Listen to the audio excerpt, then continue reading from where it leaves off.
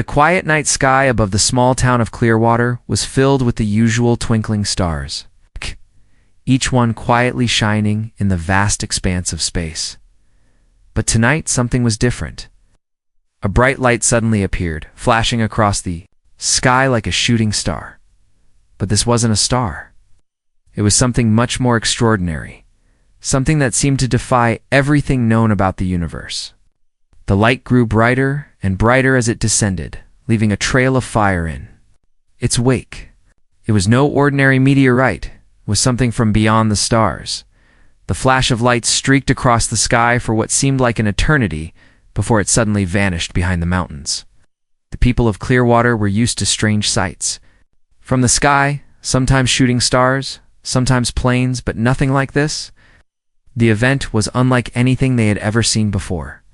The townspeople gathered in curiosity, whispering among themselves, wondering if it was just another strange phenomenon or something far more significant. But Mark, young man with an insatiable curiosity and a love for the unknown, was different. He didn't just look up at the sky like everyone else. He felt something stir inside him, a strange pull, as if the light had called to him. Without a second thought, Mark grabbed his jacket and headed toward the woods on the outskirts of the town, where the light had disappeared. He was determined to find out where it had landed. The woods were thick and quiet, the only sounds being the rustling of leaves in the cool night breeze. The further Mark ventured into the forest, the more he could feel the mystery building up in the air around him. The atmosphere was charged, as though something extraordinary was about to unfold. Suddenly he saw it there, lying in a small clearing, with something that could not be explained. A large, glowing object, unlike any spacecraft or vehicle he had ever seen, rested in the center of the clearing. It was smooth, metallic, and shaped in a way that seemed to suggest it came from a place far beyond Earth. The object was cold, but the glow it emitted felt warm, almost alive.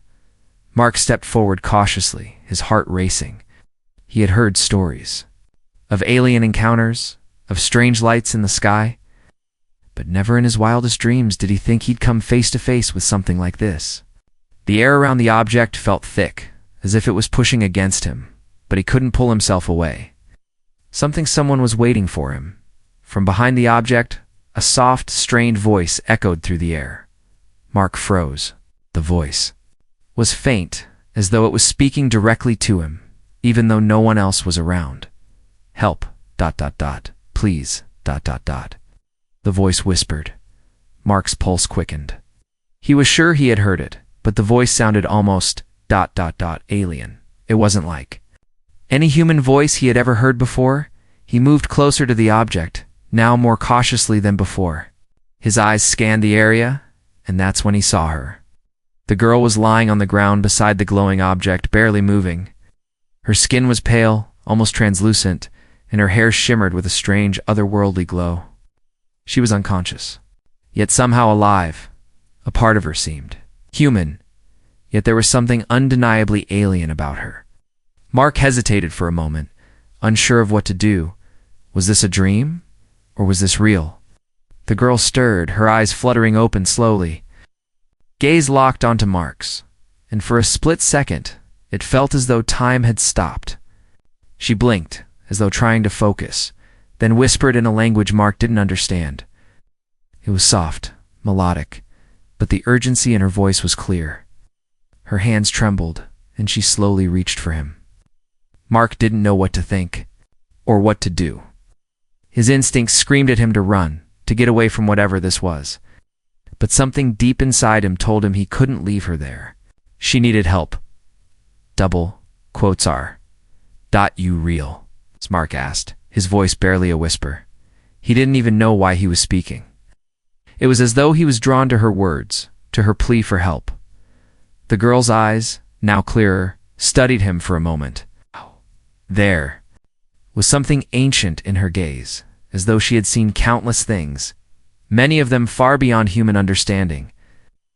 Then, in a voice barely audible, she spoke again, her words simple but profound. "I ...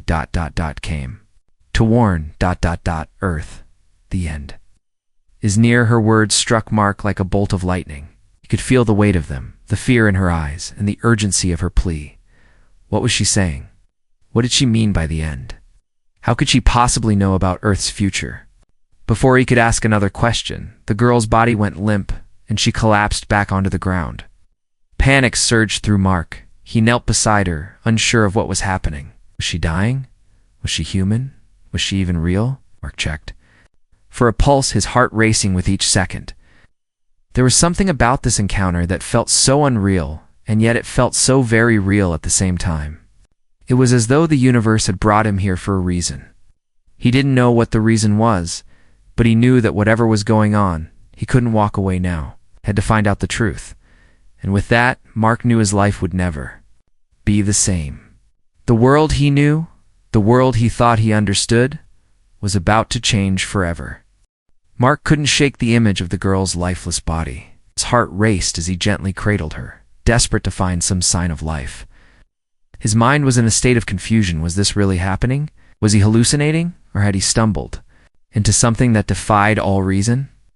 The girl had been unconscious, her frail body barely holding on to life, yet the words she had spoken echoed in his mind with haunting clarity. I came to warn ... Earth, the end ... is near. The sound of his own breathing seemed deafening in the silence of the forest. Mark gently shook her, trying to rouse her from her slumber. But there was no response.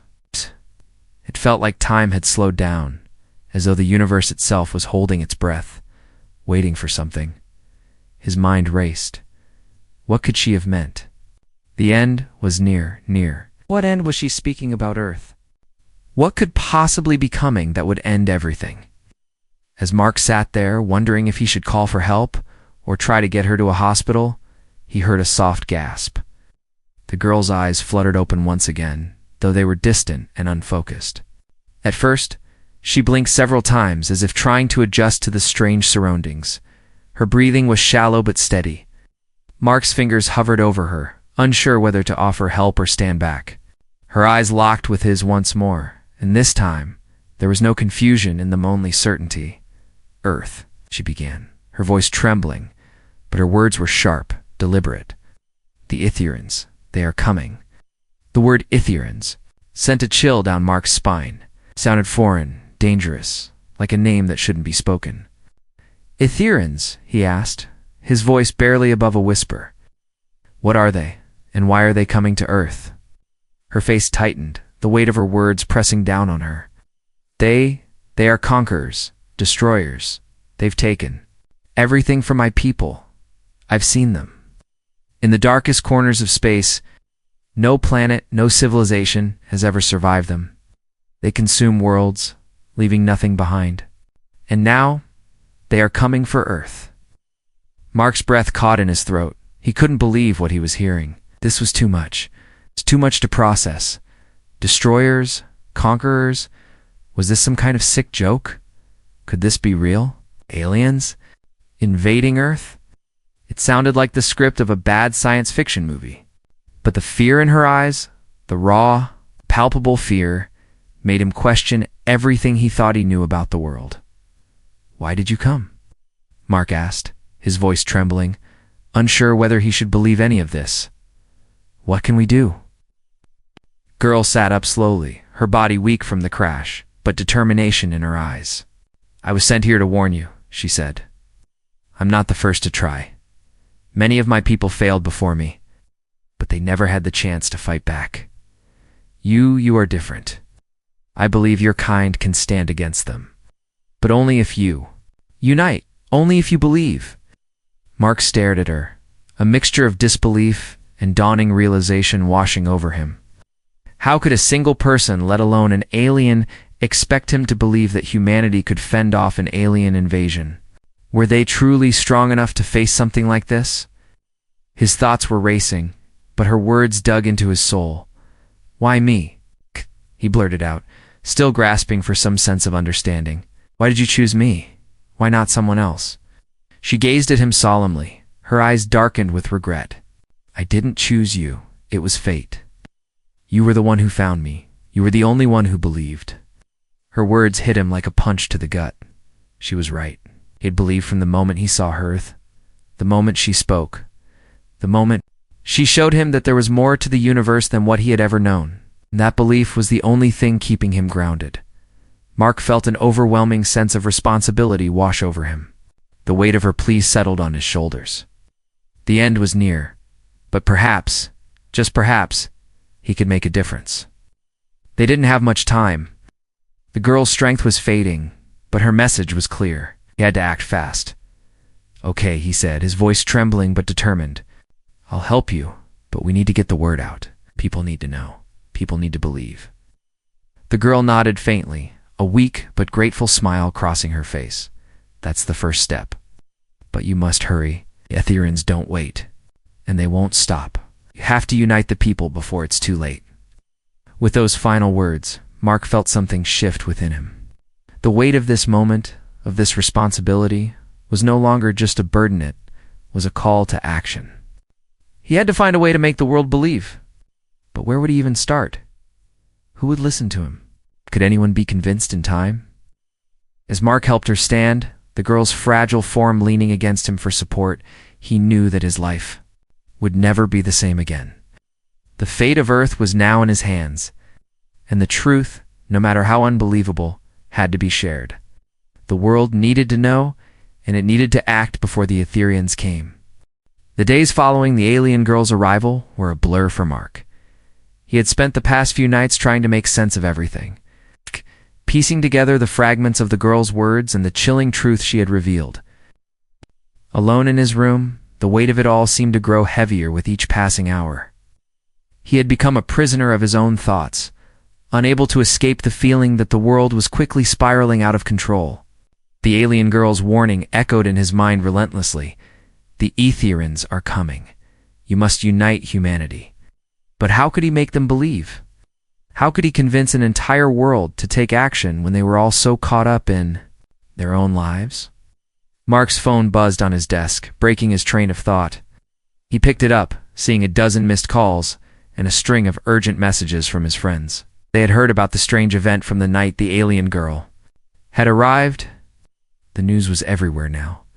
Videos had leaked of the glowing object crashing into the forest, and people were starting to panic. It wasn't long before the authorities got involved. His stomach churned as he read through the messages. Some were from people he trusted. Others were from strangers who were now sending him wild theories and questions. Everyone had heard about the mysterious visitor from the stars, but not everyone was asking the right questions.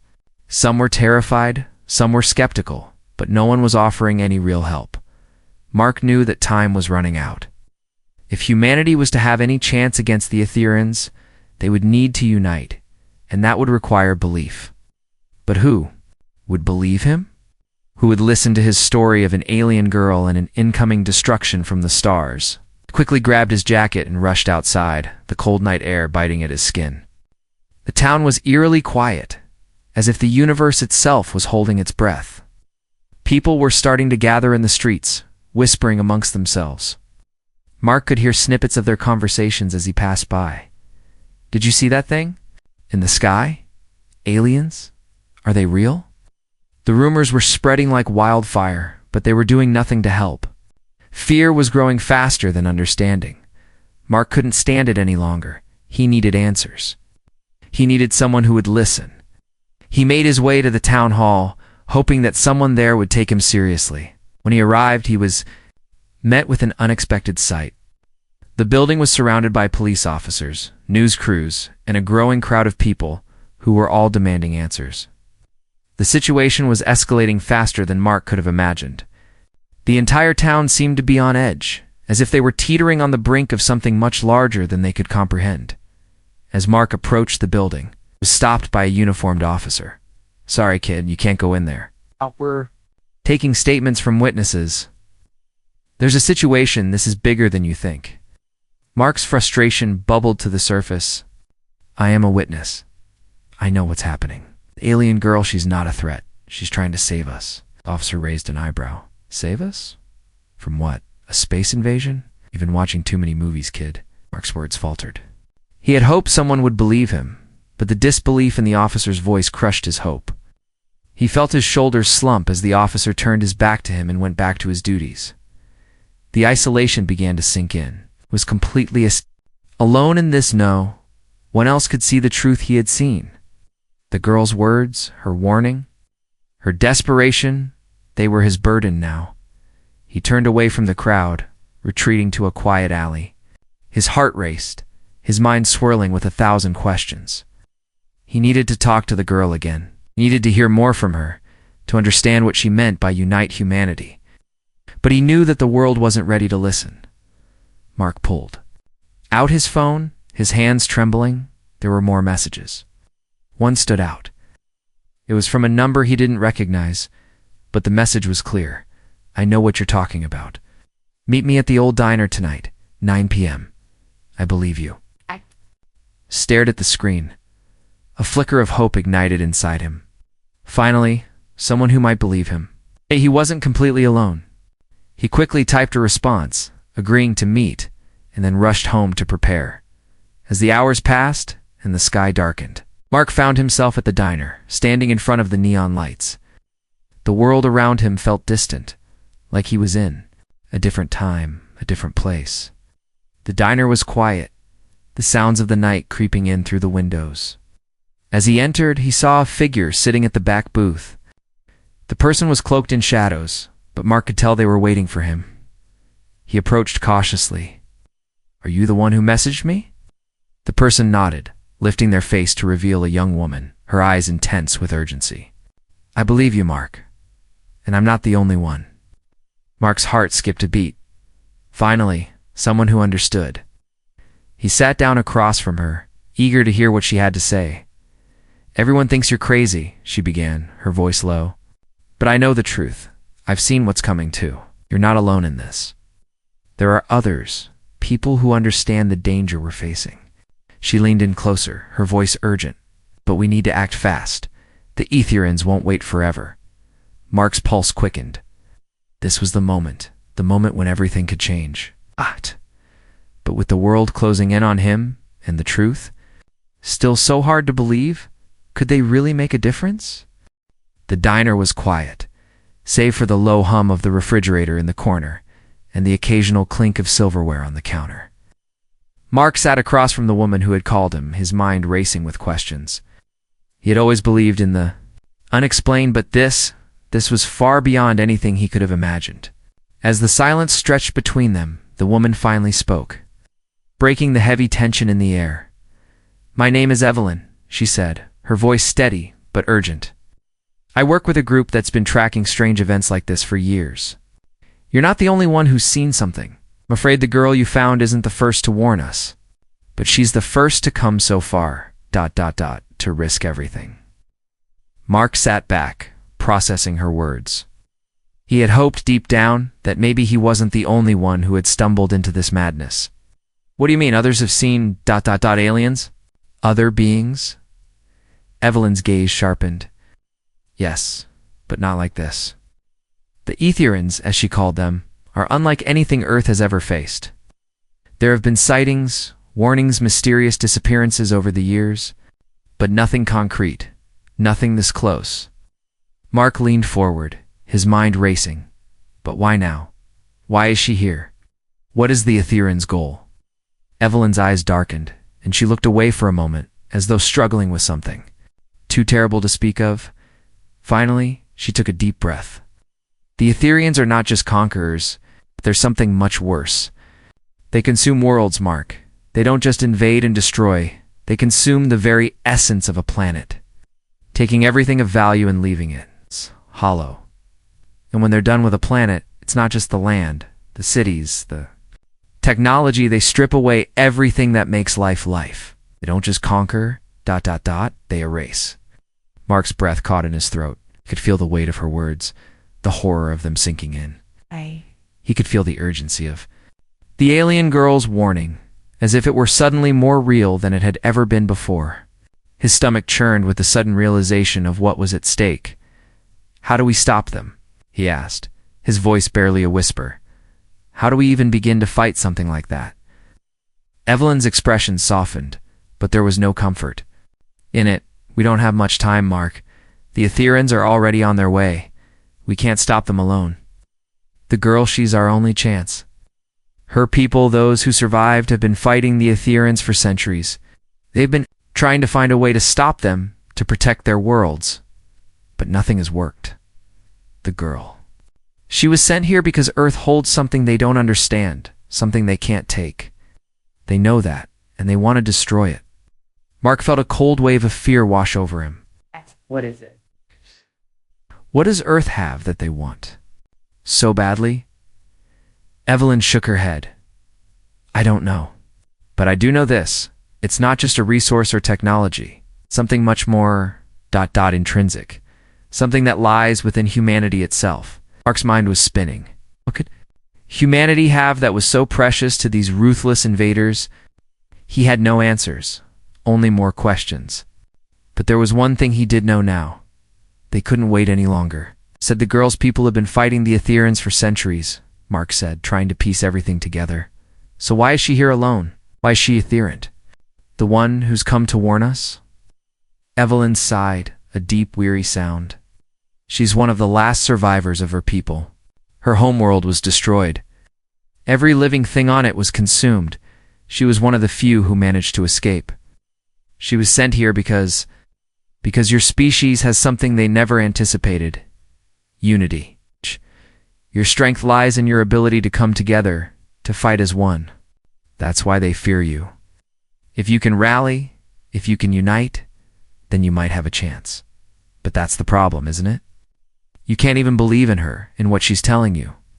The world is too divided, too fractured. You can't trust each other, let alone face an enemy like the Aetherians. Mark's heart sank. He had always known that humanity was full of division, political, social, economic. But this, to think that the fate of the world could depend on whether people could put aside their differences in time, it seemed impossible. How could one person, one alien girl, change the course of history?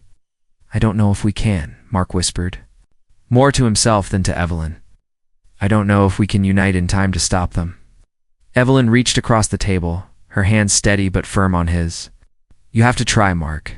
You're the one who can make them listen. You've seen the truth. Now you have to make them see it too.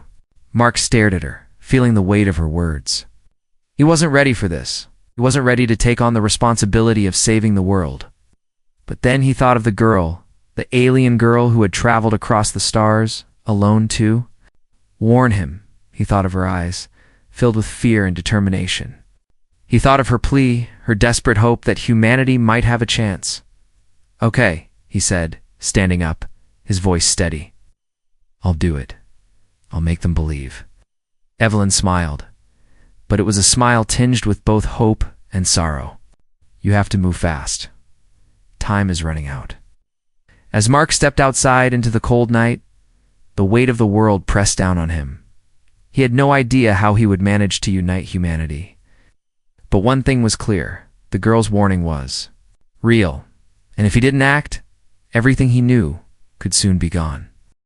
The following days felt like a blur to Mark. The weight of the alien girl's warning pressed heavily on his shoulders, while the world around him continued to spin in chaos. The idea of uniting humanity seemed impossible, especially when people couldn't even agree on the most basic things. Governments bickered, scientists argued, and ordinary citizens were swept up in panic, disbelief, and fear. Mark's sense of urgency grew as he realized that the world was not prepared for the horror that was coming. Worse, the girl has only... Aloise are still recovering from the crash. Too weak to offer much help, Evelyn had provided him with a glimmer of hope. But even she couldn't offer much more than vague suggestions. Gather those who will listen, rally the voices of the skeptics. The world must be ready to fight back when the time comes. It all sounded so simple in theory, but how was he supposed to convince the world that this was real?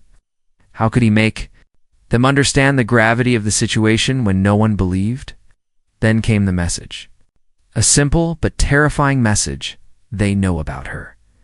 Mark read the message again, feeling his heart race. He didn't need to ask who they were. The Aetherians had found out about the alien girl's arrival, and it was only a matter of time. Before they would descend upon Earth, Mark had to move quickly. He wasn't just fighting against disbelief anymore. He was fighting for survival. But just as Mark was about to head out to the last place he had seen the girl. Something unexpected happened. The girl whose name Mark had learned was Lyra disappeared. It was as if she had vanished without a trace. The authorities were starting to close in, and the rumors had only intensified. Everywhere Mark went, he felt eyes on him. People were starting to question his story, questioning his sanity. But none of that mattered now. He had to find Lyra. Before the Ethereans did, the town was no longer a safe haven for Mark. News reports were full of wild theories about the girl, about her supposed mission. And as the search for her intensified, so did the danger. Mark couldn't stay in Clearwater anymore. He knew that the authorities would soon track him down as well. If they found him, they'd find Lyra, and if they found Lyra, everything would be lost. With a sense of urgency that left him little time to think, Mark packed a small bag and made his way to the back roads, his destination unclear but certain. He had to keep moving, always one step ahead, always in hiding. For a few moments, as he drove away, he allowed himself to feel a small amount of relief. He wasn't alone.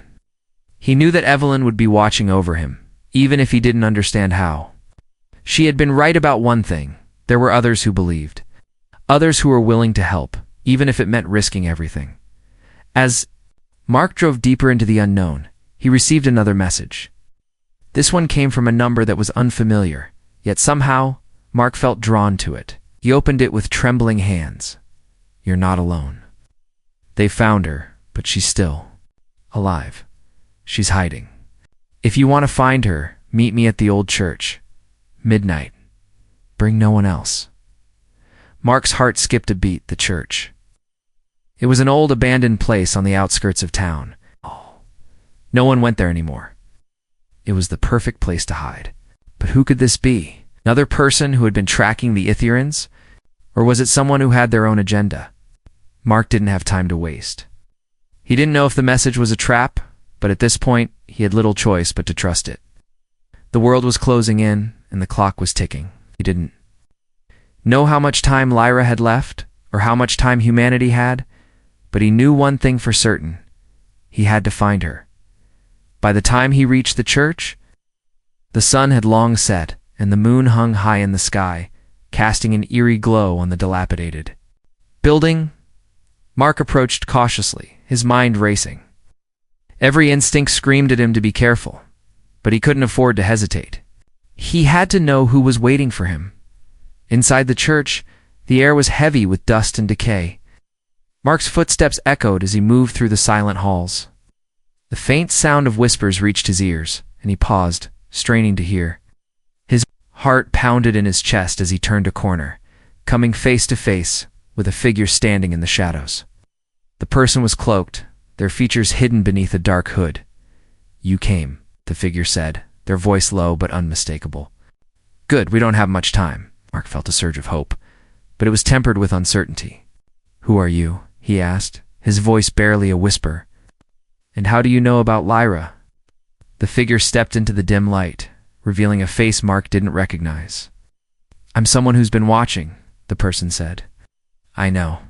Where she is, I know what she is, and I know what's coming."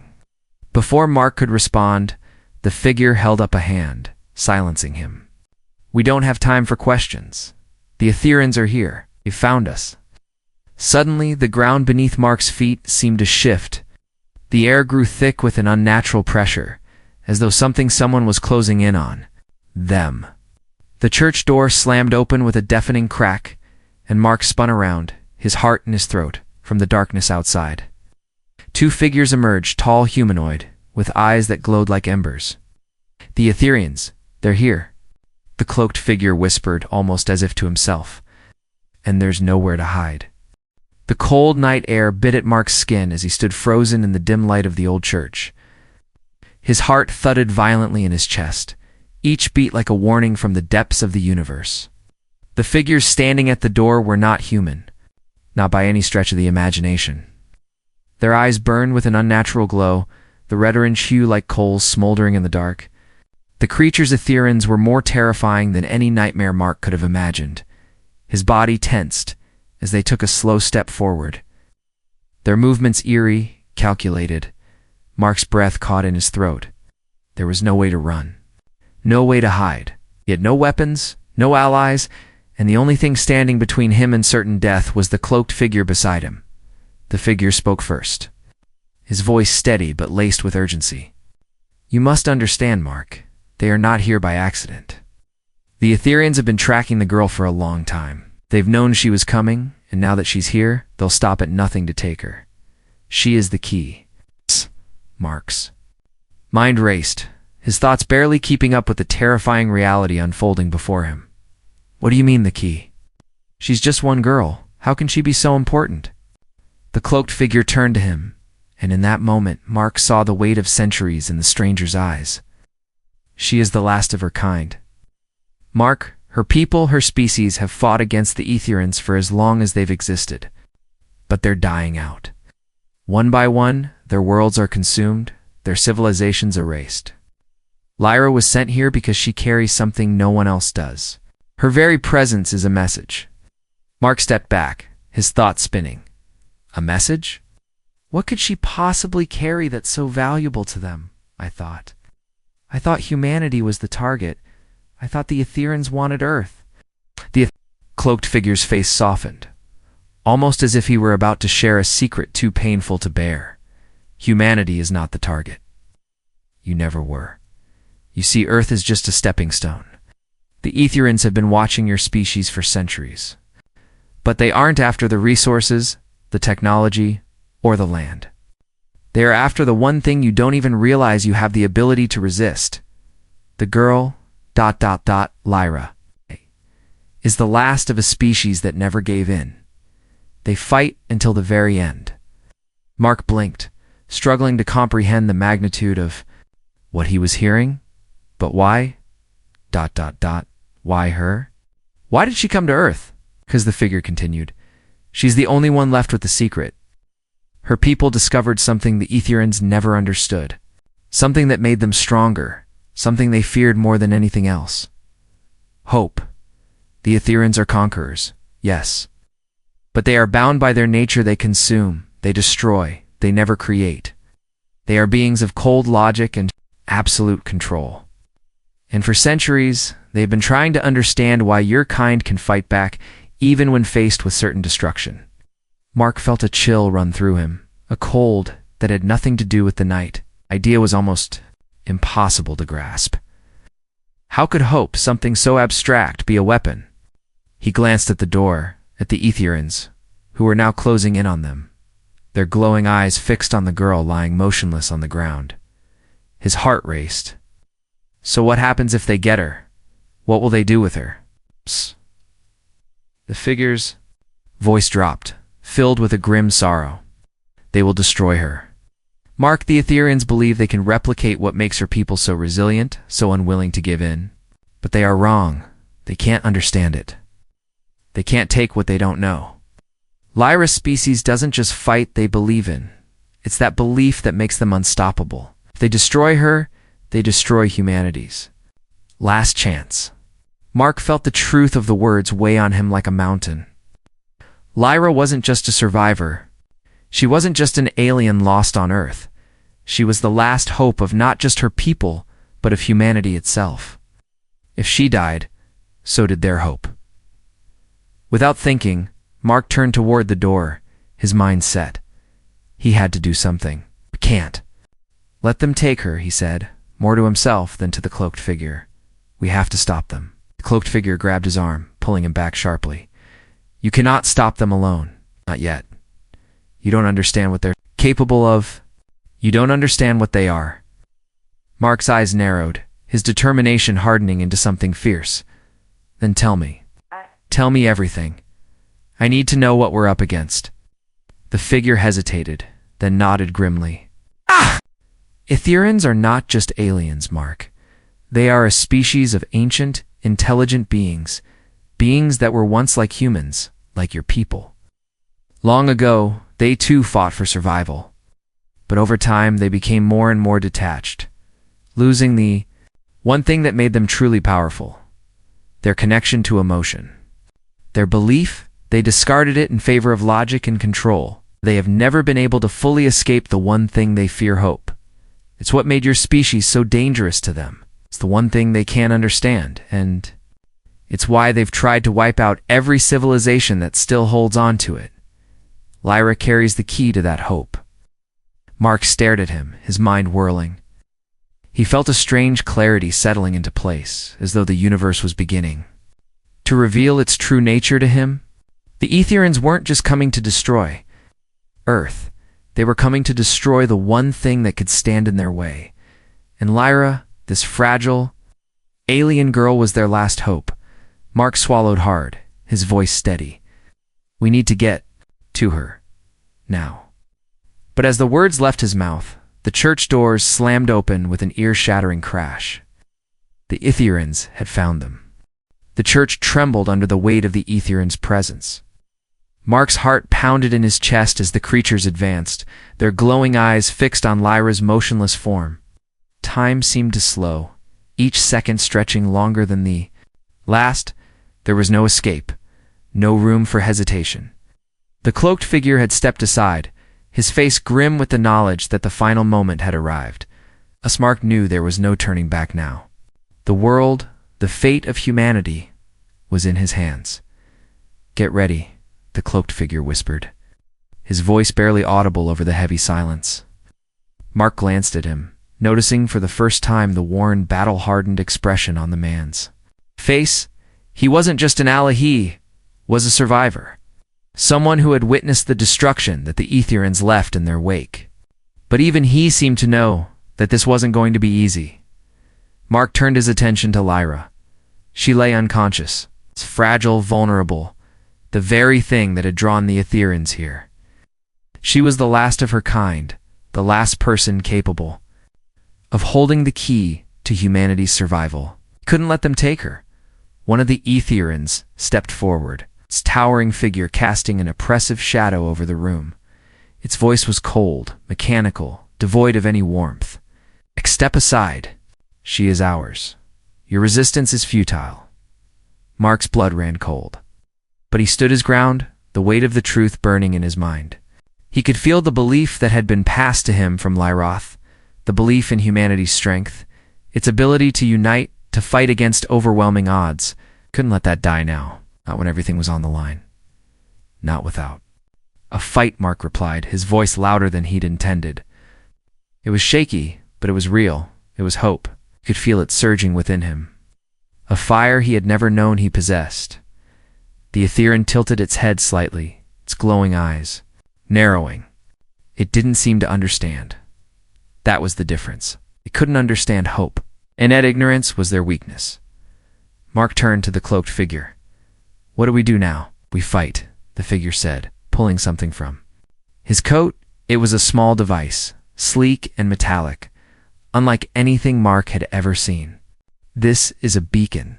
It will call for help or survivors, those who have been hiding. But we need time to activate it before they reach us. Mark nodded, his adrenaline pumping. He didn't know who else might show up or if anyone would, but it was their only chance. He ran to the side of the room, grabbing a rusty pipe from the corner. It wasn't much, but it was something. The other Aetherians were closing in, their long, spindly limbs moving with unsettling precision. Mark's heart raced. His eyes flicked back to Lyra, still lying motionless. It was at that moment, with his hands clutching the cold metal of the pipe, that something strange happened. Lyra's eyes fluttered open. Her gaze was weak, distant at first, but it locked onto Mark's. For a brief moment, the world seemed to pause. Her face was pale, but there was a spark in her eyes, one of recognition, one of purpose. Mark, ... she whispered, her voice trembling. The Aetherians. They won't stop until they've consumed everything, but you can stop them. Mark's grip tightened around the pipe. I won't let them take you, he said, his voice low but fierce. I promise. Lyra's lips curled into the faintest of smiles. You don't understand. They're not just after me. They need hope. They need the spark of resistance. Your people, you're the key to stopping them. Not just by fighting, ... but by uniting. You have to bring them together. The Aetherians can't comprehend it, but humanity can. Mark's mind raced. The truth had always been right in front of him, but now, hearing Lyra's words, it all clicked. It wasn't about force, it wasn't about weaponry or technology. It was about humanity's resilience, its ability to believe in something greater than itself. Now it was about the strength of unity. As the Etherians grew closer, Mark felt a new surge of energy. It wasn't fear anymore, it was resolve. He turned to the cloaked figure. "Activate the beacon now." Yeah. The figure nodded, his hands moving swiftly as he activated the device. A low hum filled the room, growing louder by the second. Mark couldn't see it, but he could feel the power of it, the way it seemed to draw the very air toward it. Oh. There was no time left. The Etherians had reached them. "Your resistance is pointless," the first Etherian said, its voice cold and final. "You will fall, just like the others." Mark stepped forward, raising the pipe. His heart was steady now. "You don't understand," he said quietly. "This is just the beginning." In that moment, as the Etherians advanced, something incredible happened. Mark wasn't alone anymore. Ground beneath them began to shake, and from the shadows, figures began to emerge, others who had heard the beacon, others who had felt the call, survivors, rebels, people who had never given up. The fight wasn't over. As the figures gathered around Mark, the Etherians hesitated. For the first time, they saw something they didn't understand: humanity united. Lyra's voice echoed in Mark's mind. "Hope can never be destroyed, Mark. It lives within every person who believes in it." And in that moment, Mark knew that they had one chance, and only one. The world would fight back. Together, the Etherians might be powerful, but they had never fought against hope. And that was something they could never, ever defeat.